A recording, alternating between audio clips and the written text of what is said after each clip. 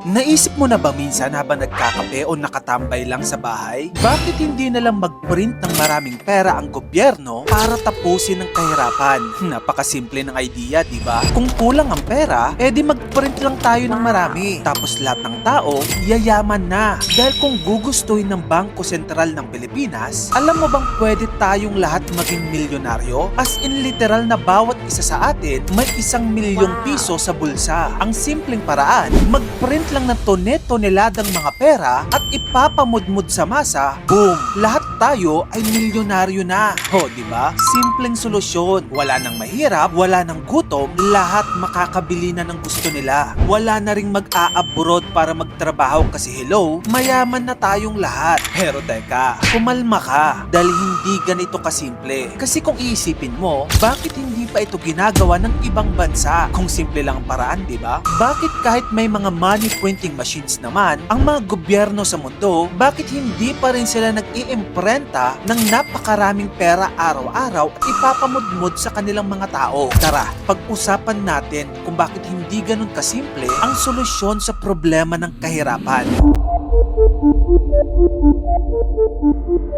Una sa lahat, kailangan maintindihan natin ang konsepto ng inflation. Ganito kasi yan. Imaginein mo kung biglang binigyan tayo lahat ng gobyerno ng maraming pera. Yayaman tayong lahat, di ba? Pero teka, may problema. Kung lahat tayo ay may maraming pera, anong mangyayari sa mga tindahan, sa mga mall, or sa mga groceries? Siyempre lahat tayo gustong bumili ng bigas, gatas, damit, mamahaling chocolate, at kung ano-ano pa. Pero ang tanong, dumami ba yung mga produktong ito? Hindi. Kaya mag-aagawan ang lahat sa mga paninda. At dahil dito, tataas ng sobra ang mga presyo nito. In simple terms, dumami nga yung pera pero yung mga produkto hindi. Isipin mo to. Dati, ang isang baso ng kape ay 50 pesos lang. Pero dahil lahat ng tao ay may pera na, biglang naging 5,000 pesos na ang presyo. So kahit na milyonaryo ka, parang wala pa rin kwenta kasi ang mahal na ng lahat ng bilihin. Ganito ang nangyari sa bansang Venezuela. Nagprint sila ng maraming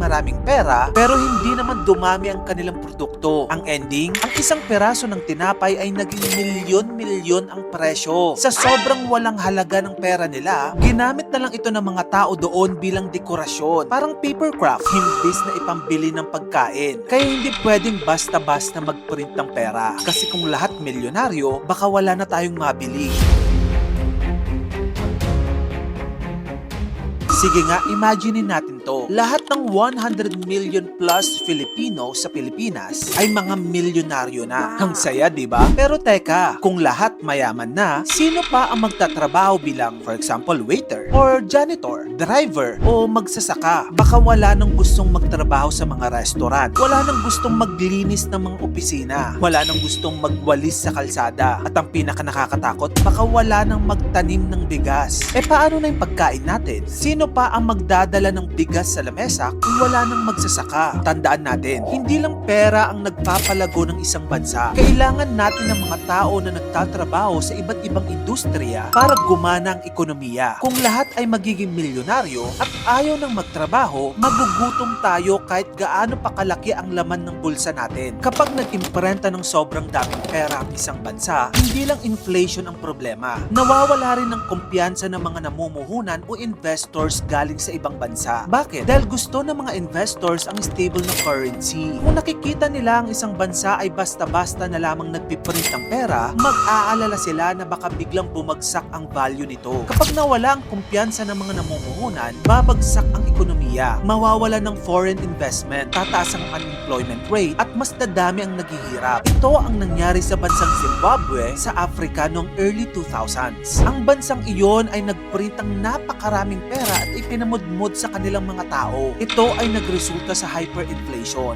Nagkaroon ng $100 trillion note pero kahit ganoon pa karaming zero, hindi pa rin ito sapat na pambili ng isang piraso ng tinapay. Imaginein mo, no? Dala-dala mo ang isang bayong ng pera pero wala kang mabili kahit 1 kilong bigas. So ayan na nga. Klaro na kung bakit hindi basta-basta pwedeng mag-print ng maraming pera ang isang bansa. Kung madali lang sana ang solusyon, edi ginawa na lahat ito ng gobyerno sa buong mundo. Pero sa totoo lang, kailangan ng matalinong pamamahala, tamang investments, at pagpapalakas ng produksyon para tunay na umasenso ang isang bansa. Kung gusto mo pa na maganito pang insightful contents, dito lang yun sa channel ko kaya follow ka na. Mag-subscribe ka na rin sa aking YouTube channel. Yun lang, maraming salamat sa panonood mga kamagkano.